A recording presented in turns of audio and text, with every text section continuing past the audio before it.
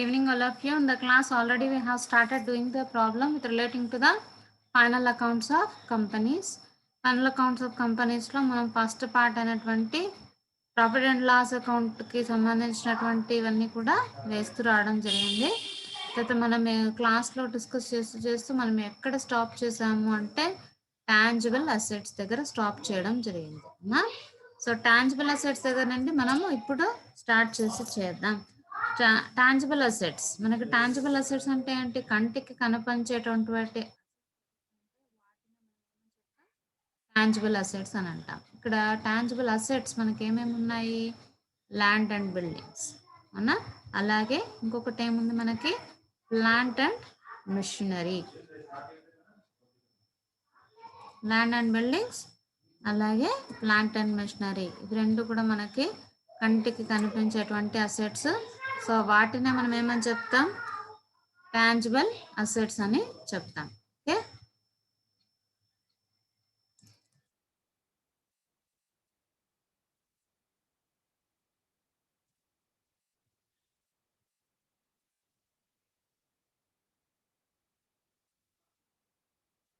Land and buildings 40,000.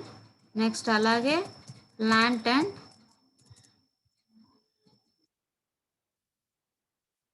Machinery. Plant and machinery అంతా 30,000. So ఇంకేమన్నా ఉన్నాయా టాంజిబుల్ అసెట్స్ అంటే? ప్రాబ్లంలో ఇంకా ఏమి కూడా టాంజిబుల్ అసెట్స్ లేవు. కాబట్టి టాంజిబుల్ అసెట్స్ యొక్క టోటల్ ఎంత అవుతుంది? 70,000. బ్యాలెన్స్ షీట్లో మనము టాంజిబుల్ అసెట్స్ కింద వేసుకునేటప్పుడు ఎంత టోటల్ వేసుకోవాలి? డైరెక్ట్గా ఈ 70,000 వేసుకోవాలి. ఇంటాంజిబుల్ అసెట్స్ ప్రాబ్లంలో ఏమన్నా ఉన్నాయా? గుడ్ విల్ లేదా పేటెంట్స్, ట్రేడ్ మార్క్స్, ఇవన్నీ కూడా మనం ఇంటాంజిబుల్ అసెట్స్గా చెప్తాం. గుడ్ విల్ కానీ పేటెంట్స్ కానీ ట్రేడ్ మార్క్స్ కానీ ఇవన్నీ కూడా ఏమీ లేవు కాబట్టి nil. Next other non current assets కిందకి మనకి జనరల్గా ఏమొస్తుంది అంటే, ఎక్కువగా మనకు ప్రాబ్లమ్స్లో వచ్చేటువంటిది ప్రిలిమినరీ ఎక్స్పెన్సెస్ని మనం ఎక్కువగా చూస్తూ ఉంటాం. సో ప్రిలిమినరీ ఎక్స్పెన్సెస్, ఈ ప్రిలిమినరీ ఎక్స్పెన్సెస్ ప్రాబ్లంలో ఆల్రెడీ ఇవ్వడం జరిగింది. ఎంత ఇచ్చారు? 10,000. అదే అమౌంట్ని మనం ఇక్కడ వేసుకోవాలి. నెక్స్ట్ జే ఐటమ్ ఏముంది మనకి? కరెంట్ ఇన్వెస్ట్మెంట్స్ కింద ప్రాబ్లంలో ఇన్వెస్ట్మెంట్స్ ఉన్నాయి కాబట్టి ఇక్కడ కూడా మనం వేటిని తీసుకోవాలి? ఇన్వెస్ట్మెంట్స్ని తీసుకోవాలి. Next inventories. ఓకే, ఇన్వెంటరీ మనకి ఏమన్నా ఉందా? రా మెటీరియల్ అలా ఏమన్నా ఉందా ప్రాబ్లంలో? పర్చేసెస్ కూడా ఇన్వెంటరీ కిందకే వస్తుంది. ఓపెనింగ్ స్టాక్, క్లోజింగ్ స్టాక్ ఇదంతా కూడా ఇన్వెంటరీ కిందకే వస్తుంది. ఏమీ లేదు కాబట్టి ఇక్కడ నిల్. నెక్స్ట్ ట్రేడ్ రిసీవబుల్స్ కిందకి ఏమొస్తాయి? డెటార్స్ ఏదైతే ఉందో అది మనకి ట్రేడ్ రిసీవబుల్స్ అవుతుంది. అలాగే ట్రేడ్ పేయబుల్స్ ఏది? క్రెడిటార్స్ ఏదైతే ఉంటుందో అది ట్రేడ్ పేయబుల్స్ అవుతుంది. డెటార్స్ ఎంత అమౌంట్? 12,000. నెక్స్ట్ ఇక్కడ మనకి ప్రొవిజన్ ఫర్ బ్యాడ్ డెట్స్ ఇవ్వడం జరిగింది. ప్రొవిజన్ ఫర్ బ్యాడ్ డెట్స్ కానివ్వండి, బ్యాడ్ డెట్స్ని కానివ్వండి, మనం జనరల్గా ఏం చేయాలి? డెటార్స్లో నుంచి లెస్ చేయాలి. సో ఇక్కడ కూడా ప్రొవిజన్ ఫర్ బ్యాడ్ డెట్స్ని ఏం చేయాలి? మనం లెస్ చేయాలి. ఓకేనా? ఎంత ఇచ్చారు ప్రొవిజన్ ఫర్ బ్యాడ్ డెట్స్? 3,000 ఇచ్చారు.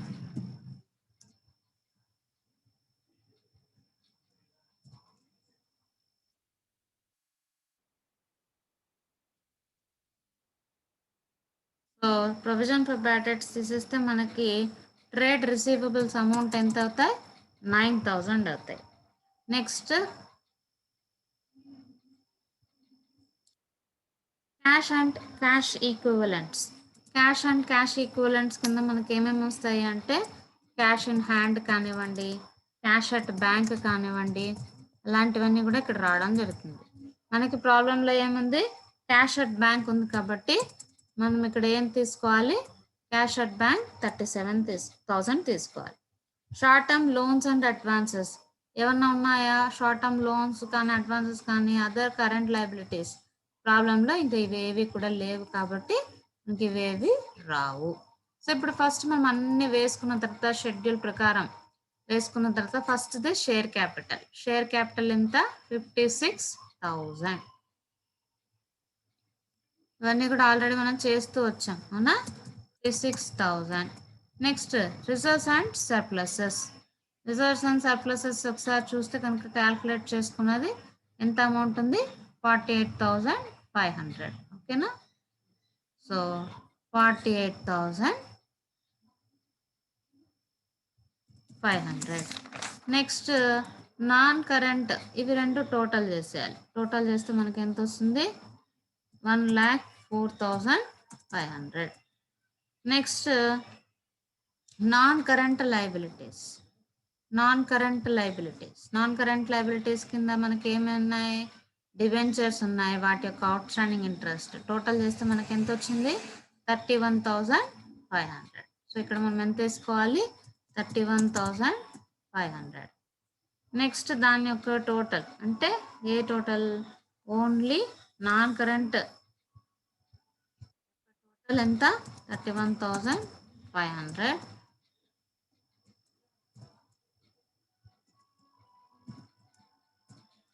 ఓకే. నెక్స్ట్ కరెంట్ లయబిలిటీస్ కింద మనకి ఏమున్నాయి? ట్రేడ్ పేయబుల్స్ మనం చూసుకున్నాం ఆల్రెడీ, కరెంట్ లయబిలిటీస్ కింద చేసాం. ట్రేడ్ పేయబుల్స్ మనకి దేని కిందకి వస్తుంది?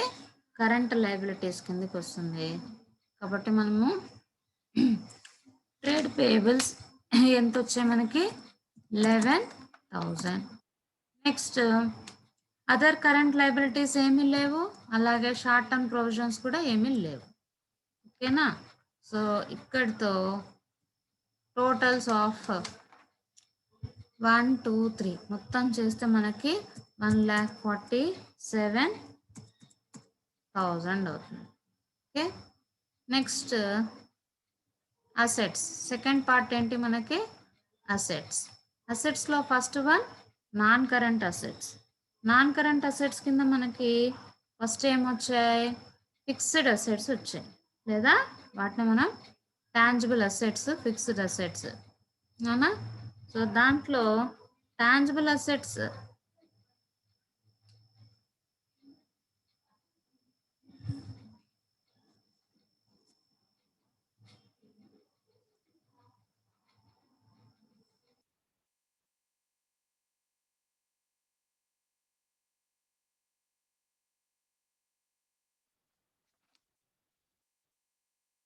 ఫిక్స్డ్ అసెట్స్ దగ్గర టాంజిబుల్ అసెట్స్. ఒక నిమిషము.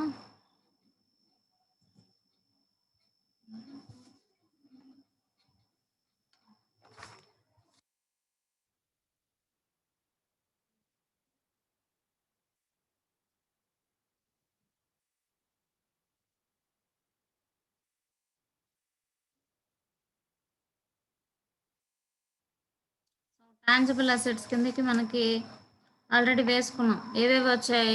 ల్యాండ్ అండ్ బిల్డింగ్స్ వచ్చాయి. ల్యాండ్ అండ్ బిల్డింగ్స్ అలాగే ప్లాంట్ అండ్ మిషనరీ. ఆ రెండింటిని కలిపితే మనకి ఎంత వస్తుంది? 70,000. నెక్స్ట్ ఇంటాంజిబుల్ అసెట్స్ కింద ఏమి రావు. Next other current assets, other non current assets ఏమన్నా ఉన్నాయా అంటే దాని కింద మనం వేసుకున్నాం. ఏం వేసాము? ప్రిలిమినరీ ఎక్స్పెన్సెస్ వేసుకున్నాం. ఓకే. నెక్స్ట్ కరెంట్ అసెట్స్ కింద ఇన్వెస్ట్మెంట్స్, కరెంట్ ఇన్వెస్ట్మెంట్స్ ఎంత ఉన్నాయి? 21,000. నెక్స్ట్ ఇన్వెంటరీస్ దగ్గర ఏమీ లేవు కాబట్టి nil. Next trade receivables already adjustment మనం క్యాల్కులేట్ చేసుకున్నాం, 9,000. Next cash and cash equivalents 37,000. Next short term loans and advances nil. Other current assets nil. ఓకేనా? నెక్స్ట్ టోటల్ ఎంత వస్తుంది? Total assets 1,47,000.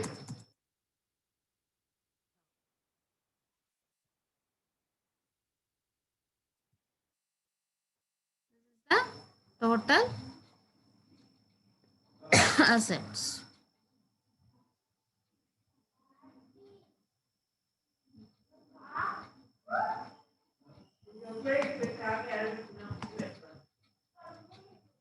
Insert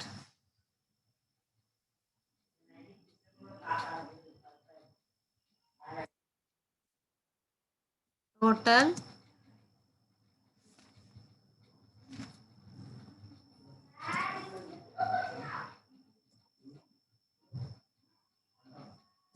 $80,000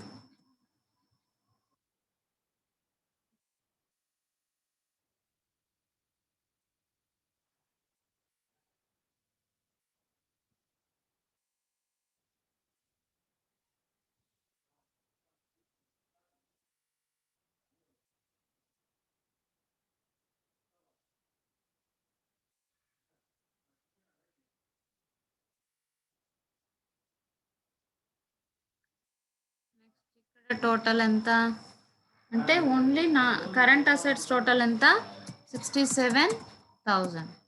ఓకేనా, ఇక్కడతో టోటల్ అసెట్స్ మనకి 1,47,000.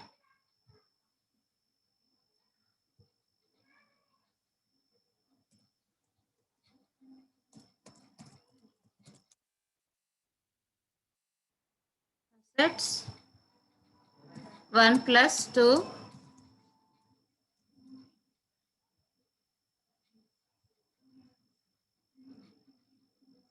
సో విధంగా మనం ప్రాబ్లమ్స్ చేయాల్సి ఉంటుంది.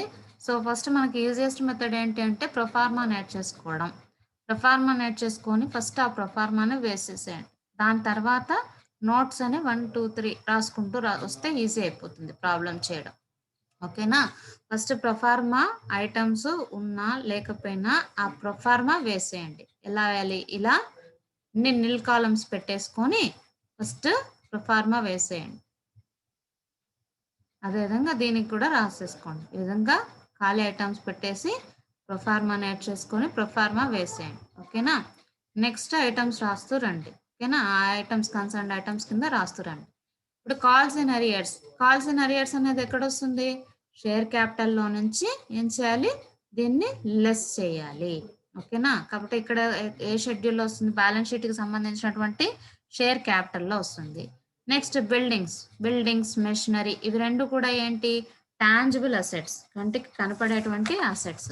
నెక్స్ట్ శాలరీస్ దేని కిందకి వస్తుంది, ఎంప్లాయీ బెనిఫిట్ ఎక్స్పెన్సెస్ కిందకి వస్తుంది. అలాగే వేజెస్ కూడా మనకు దేని కిందకి వస్తుంది, ఎంప్లాయీ బెనిఫిట్ ఎక్స్పెన్సెస్ కిందకి వస్తుంది. అలాగే రెంట్ అండ్ ట్యాక్స్ అనేది మనకి అదర్ ఎక్స్పెన్సెస్ కిందకి వస్తుంది. పర్చేజెస్ ఇన్వెంటరీస్ కిందకి వస్తుంది, బ్యాలెన్స్ షీట్లో ఇన్వెంటరీస్.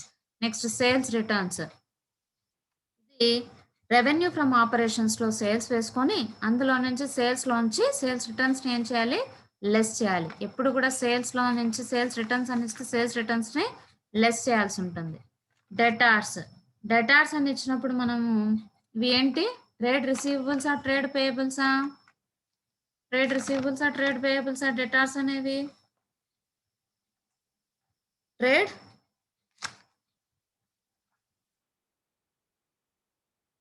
రిసీవబుల్సా ట్రేడ్ పేయబుల్సా అంటే ఇవి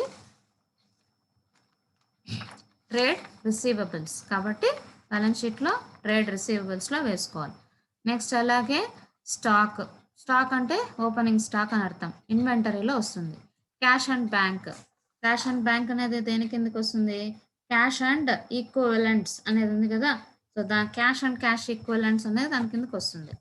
అలాగే ఇన్సూరెన్స్ అంటే ఏంటి, అదర్ ఎక్స్పెన్సెస్ కిందకి వస్తుంది. జనరల్ ఎక్స్పెన్సెస్ కూడా అదర్ ఎక్స్పెన్సెస్ కిందకి వస్తాయి. షేర్ క్యాపిటల్ షెడ్యూల్ కిందకి వస్తుంది. సేల్స్ రెవెన్యూ ఫ్రమ్ ఆపరేషన్స్ కిందకి వస్తుంది. క్రెడిటార్స్ ట్రేడ్ పేయబుల్స్ కిందకి వస్తాయి. షేర్ ప్రీమియం ఏం చేయాలి, మనము ప్రొవిజన్స్ దగ్గర తీసుకోవాల్సి ఉంటుంది. ఈ షేర్ ప్రీమియంని రిజర్వ్స్ అండ్ సర్ప్లసెస్ ఉంది కదా, అక్కడ యాడ్ చేసుకోవాల్సి ఉంటుంది. అలాగే జనరల్ రిజర్వ్ ఎక్కడ వస్తుంది, రిజర్వ్స్ అండ్ సర్ప్లసెస్ దగ్గర వస్తుంది. రిటర్న్ అవుట్వర్డ్స్ అంటే ఏమని అర్థము, పర్చేజ్ రిటర్న్స్ అనే అర్థం. పర్చేజ్ రిటర్న్స్ని మనం ఏమని చెప్తాము, రిటర్న్ అవుట్వర్డ్స్ అని చెప్తాం. నెక్స్ట్ ప్రీపెయిడ్ ఇన్సూరెన్స్, ఇప్పుడు మనం ఫైనల్ అకౌంట్స్‌లో ఏ విధంగా అయితే కన్సర్న్డ్ ఐటెమ్‌ని అక్కడక్కడే చేస్తూ వస్తామో, అదే విధంగా ఇక్కడ కూడా చేస్తూ రావాలి. Prepaid insurance. ప్రీపెయిడ్ ఇన్స్యూరెన్స్ అంటే ఏంటి? ముందుగానే చెల్లించేసినటువంటి ఇన్స్యూరెన్స్. జనరల్‌గా ఫైనల్ అకౌంట్స్‌లో అయితే ఏం చేస్తాము? దాన్ని ఇక్కడ అదర్ ఎక్స్‌పెన్సెస్‌లో నుంచి లెస్ చేస్తాం. అవునా? కాదా? అదర్ ఎక్స్‌పెన్సెస్‌లో నుంచి ఆ 150 రూపీస్‌ని ఏం చేయాలి? ప్రీపెయిడ్ ఎక్స్‌పెన్సెస్‌ని లెస్ చేయాలి. అదే విధంగా ఇక్కడ కూడా లెస్ చేస్తాం. లెస్ చేసి మళ్ళీ ఆ ఐటెమ్‌ని మనం ఎక్కడ చూపించాలి అంటే, కరెంట్ అసెట్స్‌లో చూపించాలి. ఎక్కడ చూపించాలి? కరెంట్ అసెట్స్‌లో చూపించాలి. Next depreciation on building and machinery. So, ఇక్కడ డిప్రిసియేషన్ అండ్ అమోర్టైజేషన్ ఎక్స్‌పెన్సెస్ దగ్గర దీన్ని ఫస్ట్ వేయాలి. అలాగే కన్సర్న్డ్ అసెట్ దగ్గర లెస్ చేసి చూపించాలి. Next transfer of general reserve. General రిజర్వ్‌కి ట్రాన్స్‌ఫర్ చేయాలి. ఓకేనా? ఫస్ట్ లెస్ చేయాలి. మళ్ళీ అదే అమౌంట్‌ని యాడ్ చేయాల్సుంటుంది. 2 సార్లు అక్కడే చేయాలి. Next closing stock. Closing stock అనేదేంటి?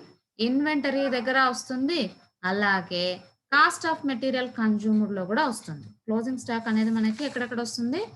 ఇన్వెంటరీలో వస్తుంది. ఇన్వెంటరీలో లేకపోయినా కరెంట్ అసెట్స్ కింద క్లోజింగ్ స్టాక్‌ని వేసుకోవాల్సుంటుంది. అలాగే కాస్ట్ ఆఫ్ మెటీరియల్ కన్జ్యూమ్డ్‌లో గూడా వస్తుంది. Next prepare final accounts. So, ఈ విధంగా మనము ఫైనల్ అకౌంట్స్‌ని ప్రిపేర్ చేయమన్నారు. So, revenue from operations. First revenue from operations ఎలా వస్తుంది? ఈ ప్రాబ్లమ్‌లో ఏమి ఇచ్చారు చూడండి. సేల్స్.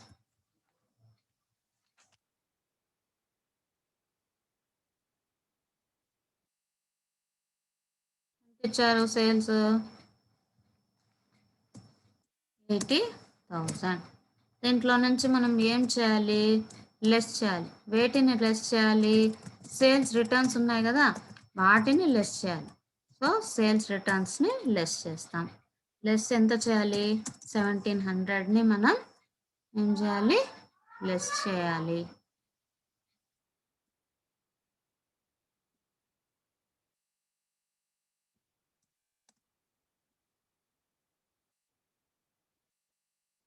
లెస్ చేస్తే మనకి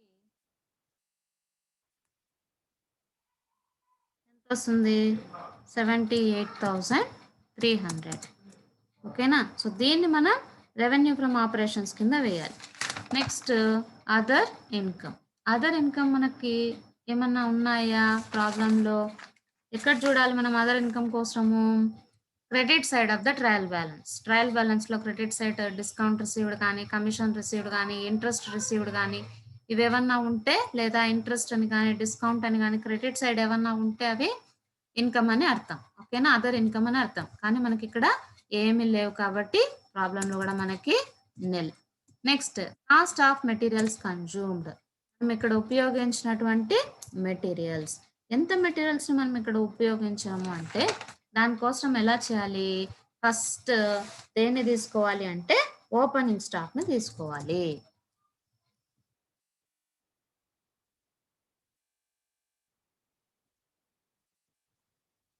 ఓపెనింగ్ స్టాక్‌ని తీసుకోవాలి. 25,000. ఓపెనింగ్ స్టాక్‌కి మనం ఏం చేయాలి? పర్చేజెస్‌ని యాడ్ చేయాలి.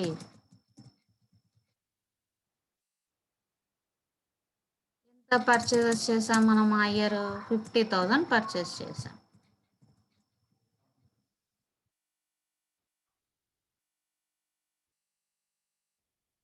పర్చేజెస్‌ని యాడ్ చేస్తే మనకి ఎంతొస్తుంది?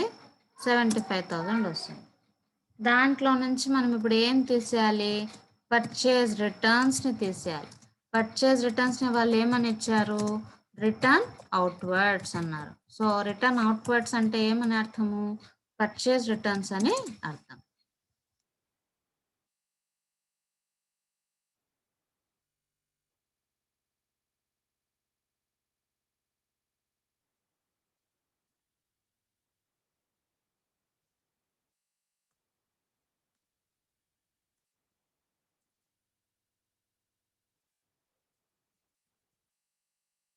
ఎంతొస్తుంది మనకి? 73,800. నెక్స్ట్ దాంట్లో నుంచి మళ్ళీ మనం ఏం తీసేయాలి? క్లోజింగ్ స్టాక్‌ని తీసేయాలి.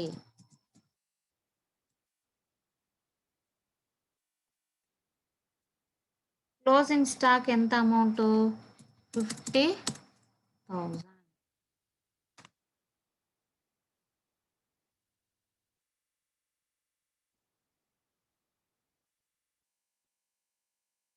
తీసేస్తే మనకి ఎంత వస్తుంది 23,800.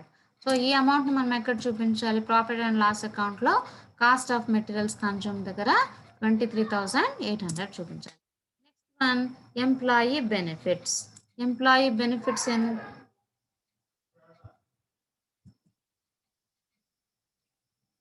ఎంత ఉన్నాయి? ఏవేవి ఉన్నాయి ఎంప్లాయీ బెనిఫిట్స్ అంటే? ఏవేవి వస్తాయి బెనిఫిట్స్ అంటే? శాలరీస్ అలాగే వేజెస్. శాలరీస్ ఎంత ఉన్నాయి ప్రాబ్లంలో? 4,600. నెక్స్ట్ ఏమున్నాయి? వేజెస్. వేజెస్ ఎంత ఉన్నాయి ప్రాబ్లంలో? 21,400. సో రెండింటిని యాడ్ చేస్తే మనకి ఎంత వస్తుంది?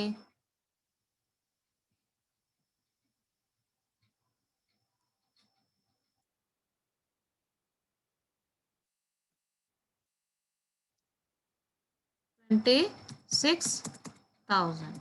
నెక్స్ట్ ఏంటి? నెక్స్ట్ ఐటమ్ ఏంటి? Finance cost. ఫైనాన్స్ కాస్ట్ అంటే ఇంట్రెస్ట్ ఆన్ క్యాపిటల్ కానివ్వండి, డివిడెండ్ పేడ్ కానివ్వండి, అలాగే ఇంట్రెస్ట్ ఆన్ డిబెంచర్స్ కానివ్వండి, ఇవన్నీ కూడా ఫైనాన్స్ కాస్ట్ కిందకి వస్తాయి. ఇలాంటివి ఏమన్నా ఉన్నాయా ప్రాబ్లంలో? ఏమీ లేవు. తర్వాత డిప్రిషియేషన్ అండ్ అమోర్టైజేషన్ ఎక్స్పెన్సెస్. మనకు అడ్జస్ట్మెంట్లో ఇవ్వడం జరిగింది. ఏమని ఇచ్చారు అడ్జస్ట్మెంట్లో ఒకసారి చూద్దాం. ఓకేనా? Depreciation on buildings at 5% and on machinery at 10%. Buildings పైన 5%, మిషనరీ పైన 10%. ఓకే.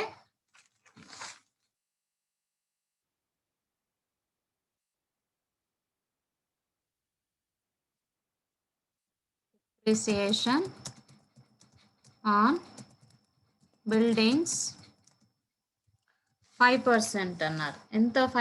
ఎంత మీద 5% కట్టాలి? దీని యొక్క కాస్ట్ మీద 5% కట్టాలి. 35,000 ఇంటూ 5/100 చేస్తే మనకి ఎంత వస్తుంది? 1,750. Next depreciation on machinery. Depreciation on machinery ఎంత అని చెప్పారు? 15,000 పైన 10% అన్నారు. సో 15,000 ఇంటూ 10/100 చేస్తే మనకి ఎంత వస్తుంది? 1,500.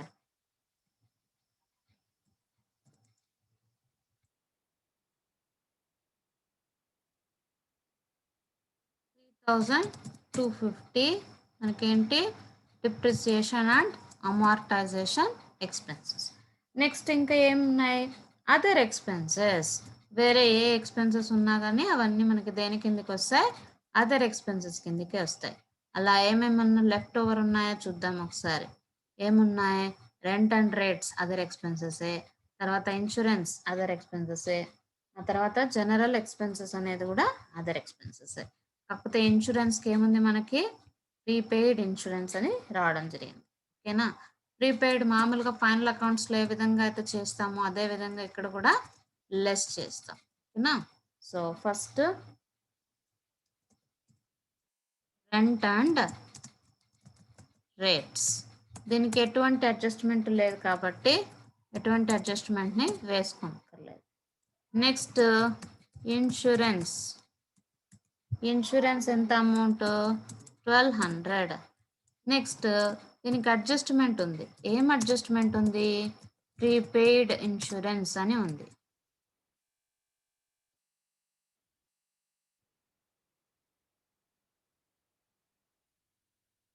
ప్రీపెయిడ్ ఇన్సూరెన్స్ ఎంత ఉంది? 150 రూపీస్ ఉంది.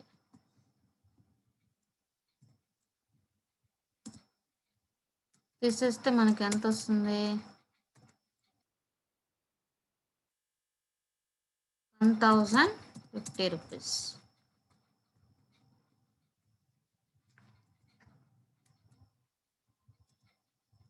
ఓకే. నెక్స్ట్ ఇంకా ఏమున్నాయి ఇక్కడ? General expenses. ఎంత ఉన్నాయి జనరల్ ఎక్స్పెన్సెస్? 2,300. సో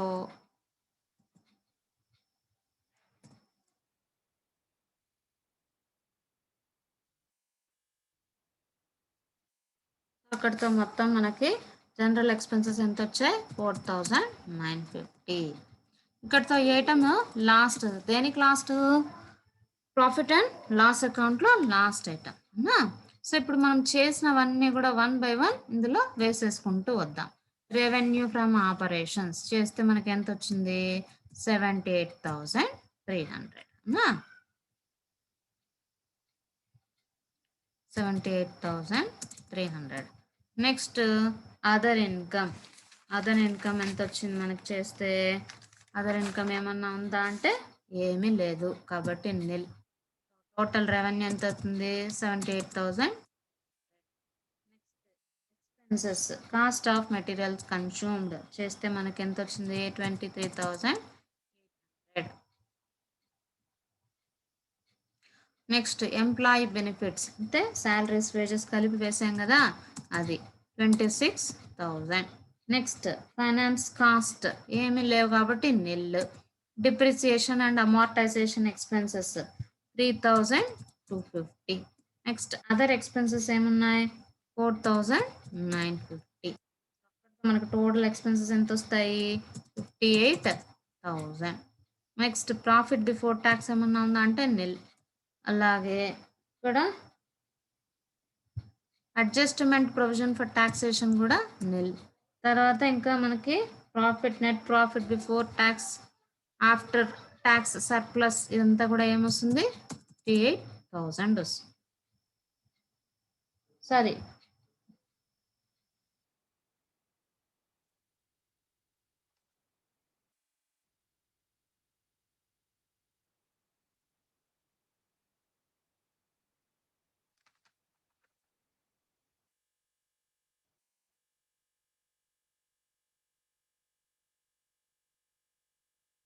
మనకి ఇది డిఫరెన్స్ అమౌంట్ కదా.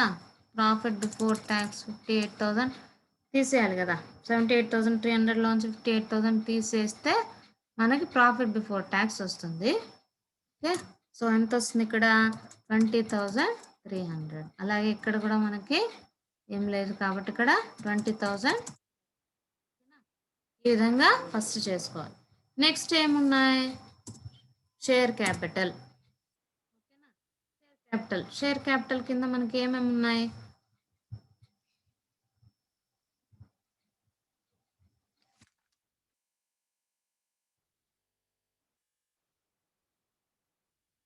షేర్ క్యాపిటల్ 1 lakh rupees అవునా, కాబట్టి జస్ట్ షేర్ క్యాపిటల్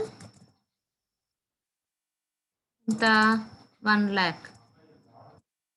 దీంట్లో నుంచి మనం ఏం తీసేయాలి? కాల్స్ ఇన్ అరియర్స్ ఉంటే తీసేయాలి. ప్రాబ్లంలో ఉన్నాయి, కాల్స్ ఇన్ అరియర్స్ ఉన్నాయి. ఓకేనా? ఎంత ఉన్నాయి? 6,400. మనకి ఎంత వస్తుంది?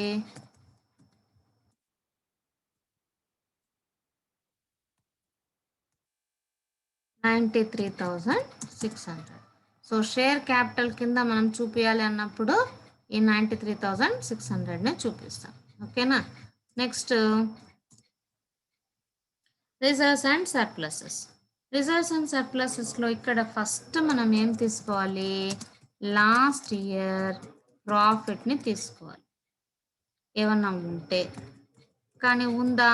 లేదు, నిల్. నెక్స్ట్ కరెంట్ ఇయర్ ప్రాఫిట్ని తీసుకోవాలి ప్లస్ కరెంట్ ఇయర్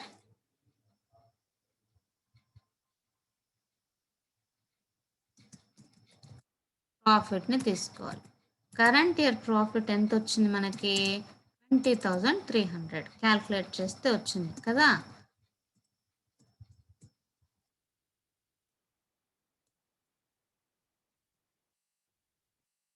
$20,300. నెక్స్ట్ దానికి అడ్జస్ట్మెంట్లో ఏమని ఇచ్చారు? Adjustment of general reserve.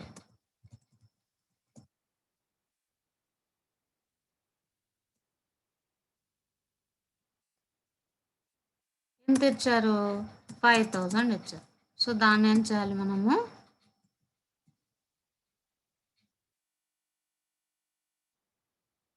తీసేయాలి. మనకి ఎంత అమౌంట్ వస్తుంది? 15,300 వస్తుంది. సో దీనికి మళ్ళీ అడ్జస్ట్మెంట్ కదా, కాబట్టి 2 సార్లు చేయాల్సి ఉంటుంది. ఏదైనా కూడా అడ్జస్ట్మెంట్స్ 2 సార్లు చేయాలి. దాంట్లో భాగంగా ఒకసారి తీసేసి మళ్ళీ దాన్నే మనం యాడ్ చేయాలి. దాని ఇంపాక్ట్ ఏమి ఉండదు కదా అంటే ఏమి ఉండదు, కానీ మనం అదే విధంగా చేసుకోవాల్సి ఉంటుంది. ఓకేనా? Adjustment of general reserve 5,000. అలాగే ట్రయల్ బ్యాలెన్స్లో మనకి జనరల్ రిజర్వ్ ఉంది కదా, సో ట్రయల్ బ్యాలెన్స్లో ఉన్నటువంటి జనరల్ రిజర్వ్ ఎంత ఉంది? ట్రయల్ బ్యాలెన్స్లో జనరల్ రిజర్వ్ అంటే 24,000. అలాగే షేర్ ప్రీమియం అనేది కూడా మనకి ఇక్కడే వస్తుంది. షేర్ ప్రీమియం ఎంత అమౌంట్ ఉంది? 6,000 ఉంది.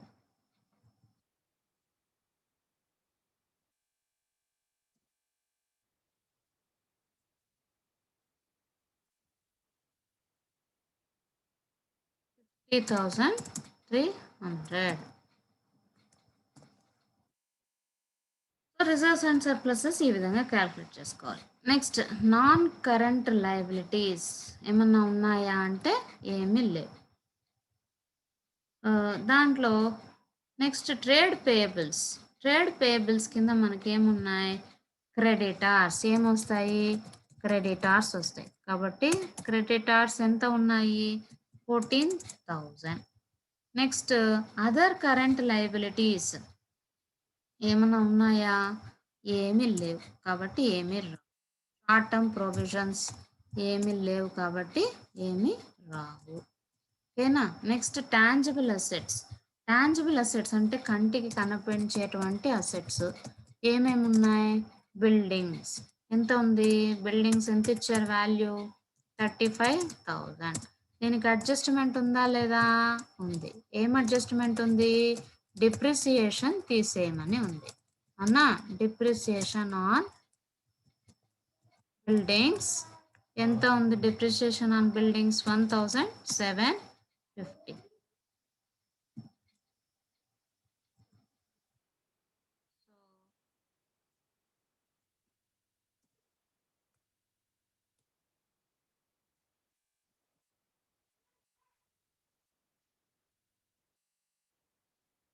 $33,250.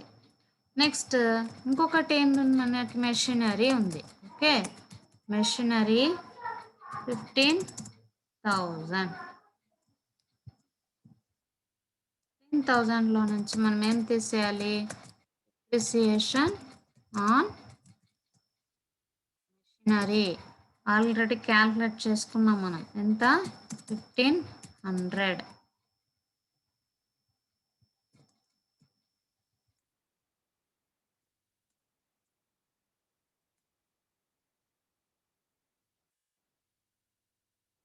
మనకి ఎంత వస్తుంది? 13,500.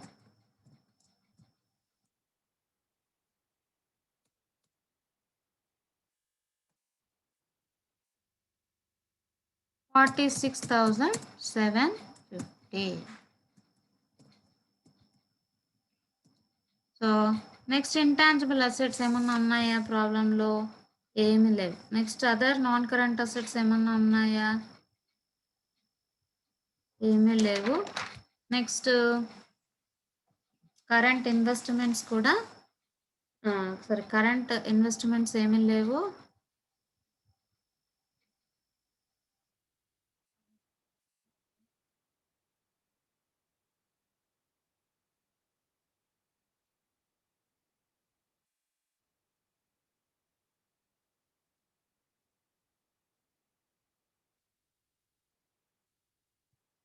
ఇక్కడ నాన్ కరెంట్ అసెట్స్ సరిపోయింది. నెక్స్ట్ ఇవన్నీ కూడా నిల్. మనకు నెక్స్ట్ వచ్చినవి other current assets. Other current assets కిందకి ఏమొస్తాయి? కార్స్. ఓకే, ఎంత ఉన్నాయి? 46,000. నెక్స్ట్ క్లోజింగ్ స్టాక్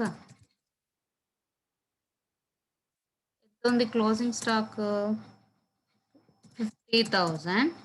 నెక్స్ట్ అలాగే క్యాష్ అట్ బ్యాంక్ ఎంత ఉంది? Cash at bank 15,000. నెక్స్ట్ అలాగే ప్రీపెయిడ్ ఇన్సూరెన్స్ ఎంత ఉంది? Prepaid insurance 150.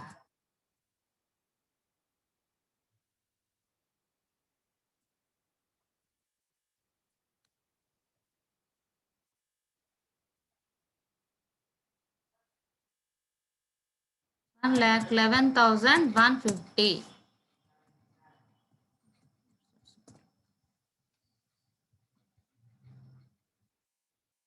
ఈ విధంగా అదర్ కరెంట్ అసెట్స్ వేసుకోవాలి. Part 1 form of balance sheet, name of the company, balance sheet as at date ఏదైతే అది వేయండి. బ్యాలెన్స్ షీట్ యాజ్ అట్ ఏంది? 31/12/2014. సో ఇప్పుడు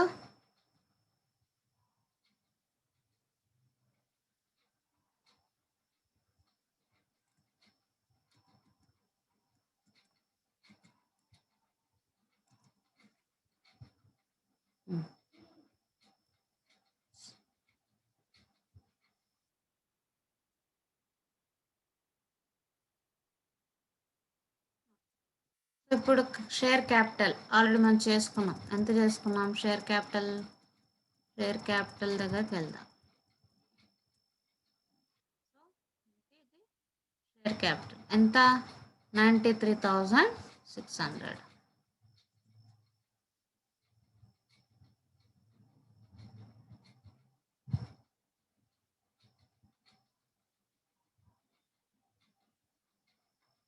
$93,600.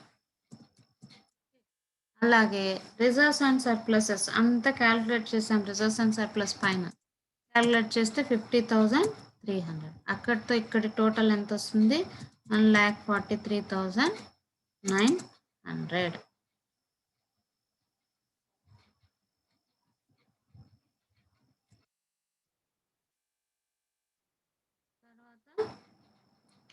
నాన్ కరెంట్ లయబిలిటీస్ ఏమన్నా ఉన్నాయా అంటే నిల్. సో ఇక్కడ కూడా 1,43,900.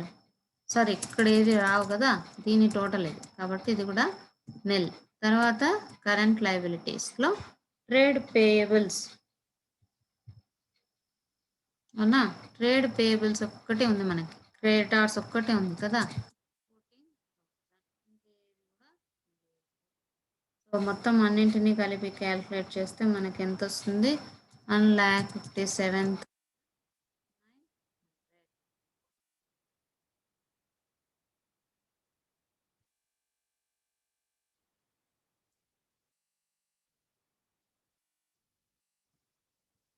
నెక్స్ట్ అసెట్స్ కింద ఫస్ట్ మనకి నాన్ కరెంట్ అసెట్స్ లేదా ఫిక్స్డ్ అసెట్స్.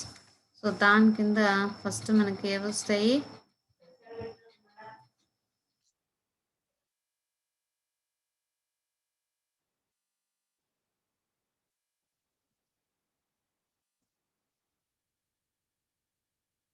ఫిక్స్డ్ అసెట్స్లో టాంజిబుల్ అసెట్స్ కింద 46,750.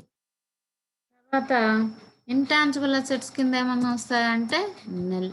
అలాగే అదర్ నాన్ కరెంట్ అసెట్స్ కిందకి ఏమన్నా వస్తాయా అంటే నిల్.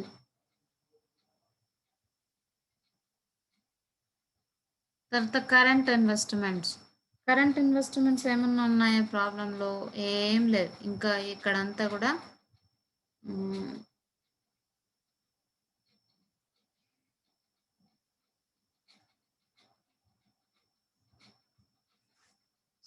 ట్రేడ్ రిసీవబుల్స్ కింద మనం ఏది వేసుకోవచ్చు? డేటార్స్ ట్రేడ్ రిసీవబుల్స్ దగ్గర వేసుకోవచ్చు 46,000. అలాగే cash and cash at bank ఇది 15,000. Next short term loans and advances ఏమీ రాదు. ఓకేనా? ఇవి రెండు కలిపి అదర్ కరెంట్ అసెట్స్ కిందకి మనకి ఏవేవి వస్తాయి ఇప్పుడు? ఓన్లీ ప్రీపెయిడ్ ఇన్సూరెన్స్, అలాగే క్లోజింగ్ స్టాక్ అంటే 50,150. ఓకేనా? ఇక్కడితో దీని టోటల్ ఎంత అవుతుంది మనకి? ఓన్లీ దీని టోటల్ అయితే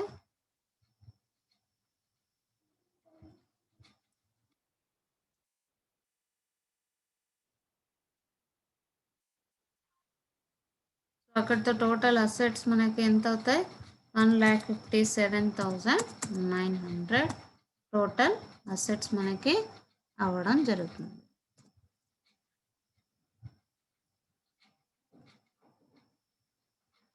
ఇక్కడ debtors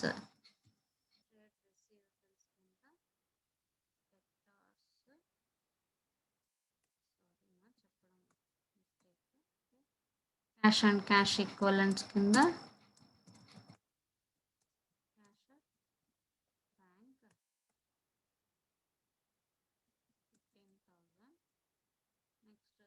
short term loans and advances ఇంకా ఏవి లేకుండా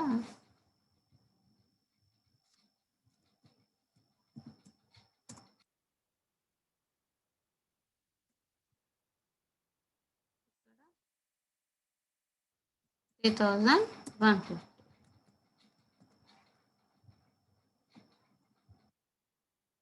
విధంగా ఫస్ట్ ప్రొఫార్మా మనం వేసేసుకుంటే కనుక ఈజీగా ప్రాబ్లమ్ని చేసేయచ్చు. ఓకేనా?